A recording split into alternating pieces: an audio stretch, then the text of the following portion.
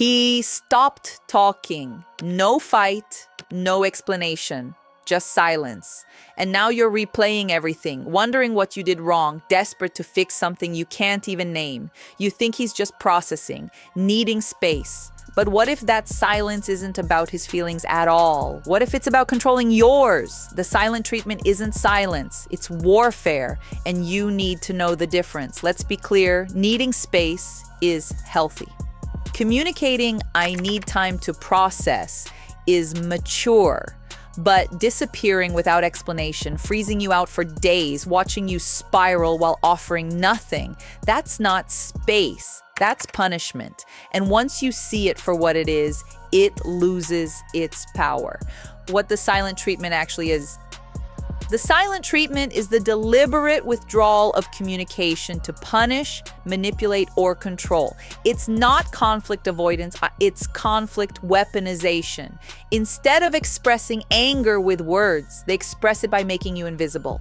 You exist in limbo. No information, no timeline, no way to resolve something when the other person refuses to engage. You're trapped in a prison of uncertainty, and they hold the only key. This isn't them protecting their peace. It's them destroying yours intentionally.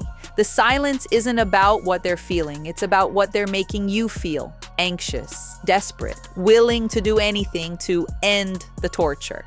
The psychology of withholding humans are wired for connection. Social exclusion activates the same brain regions as physical pain.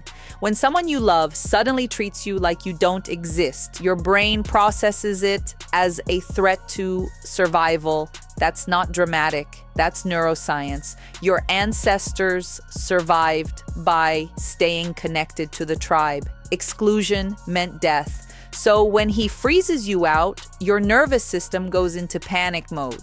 You'll do almost anything to restore connection, including apologizing for things you didn't do. He knows this, maybe not consciously, but on some level, he knows that silence is the most effective weapon. It requires no effort from him and maximum effort from you. He watches you scramble while he does nothing. That's not love, that's leverage. The control mechanism. Let's break down how the silent treatment functions as control. It shifts the power. Whoever controls communication controls the relationship. While he's silent, you're waiting. He decides when the freeze ends. He decides when you've suffered enough. He holds all the power and you have none. It rewrites the narrative. By the time he speaks again, you're so relieved that you forget what the original issue was. You're just grateful the silence is over. The problem that started it, buried. Your feelings about it, dismissed. He never had to take accountability for anything. It trains you. Every time the silent treatment works, every time you chase, apologize, or shrink to end it, you're being conditioned. You learn that expressing needs leads to punishment. So you stop expressing needs. You become smaller, quieter, more compliant. Exactly what he wanted. It's deniable. Ask him about it and he'll say, "I just needed space. I wasn't ignoring you. You're being dramatic." There's no proof, no raised voice, no visible abuse, just a slow erosion of your sense of reality, disguised as someone taking time for themselves. The difference, space versus stonewalling. Healthy space sounds like, "I'm feeling overwhelmed. I need a few hours to calm down, but I'm not going anywhere. Let's talk tonight." Stonewalling sounds like nothing, literal nothing, for hours, days, sometimes weeks. No explanation, no timeline, no reassurance. Healthy space is communicated. It has boundaries and an endpoint. It's about self-regulation, not punishment. You know what's happening and when reconnection will occur. The silent treatment leaves you in the dark deliberately. It offers no clarity because clarity would give you peace. And your peace isn't the goal. Your desperation is. Why you blame yourself? When he goes silent, your brain scrambles for explanations. What did I do? How do I fix this? Maybe if I apologize, he'll talk to me again. Maybe I was too much, too needy, too emotional. This is by design. The silent treatment works because it triggers your attachment wounds. If you grew up with inconsistent love, with parents who withdrew when displeased, this feels unbearably familiar. You're not just dealing with him, you're dealing with every time you were frozen out as a child. So you take responsibility for his behavior. You become the problem solver for a problem you didn't create. You work harder to earn back connection while he expends zero effort. The more you chase, the more power he has. The more power he has, the more he'll use this weapon. The hard truth, it's emotional abuse. The silent treatment, when used repeatedly as punishment, is emotional abuse. That word might feel extreme, but consider what it does. It isolates you emotionally. It makes you doubt your reality.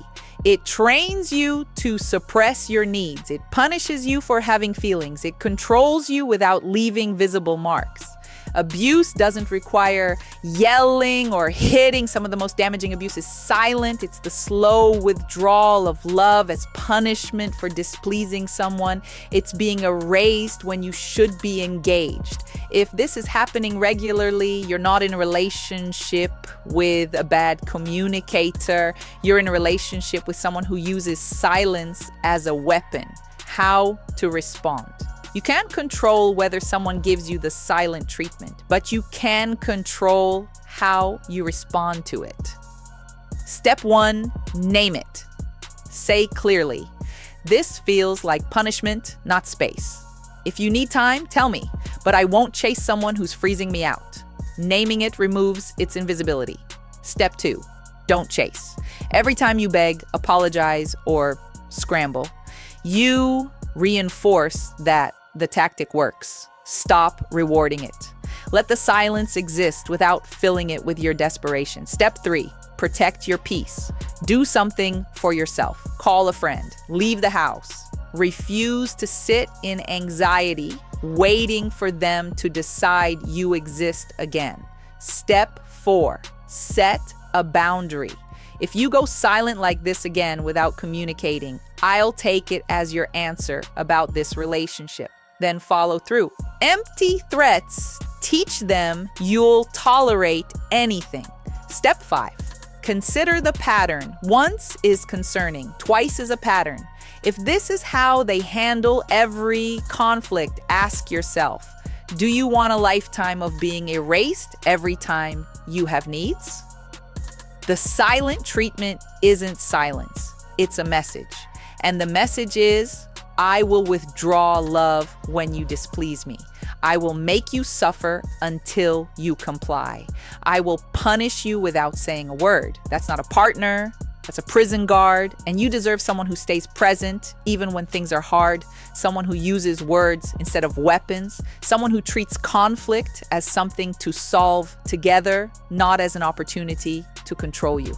You're not crazy for feeling hurt by silence. You're not needy for wanting communication. You're not too much for expecting someone to stay in the room. You're just finally seeing the silence for what it is. Control disguised as quiet. If this validated something you've been feeling, subscribe for more psychology that names what no one else will. Comment. Have you experienced this? What did you do? You deserve words, real ones. Don't settle for silence.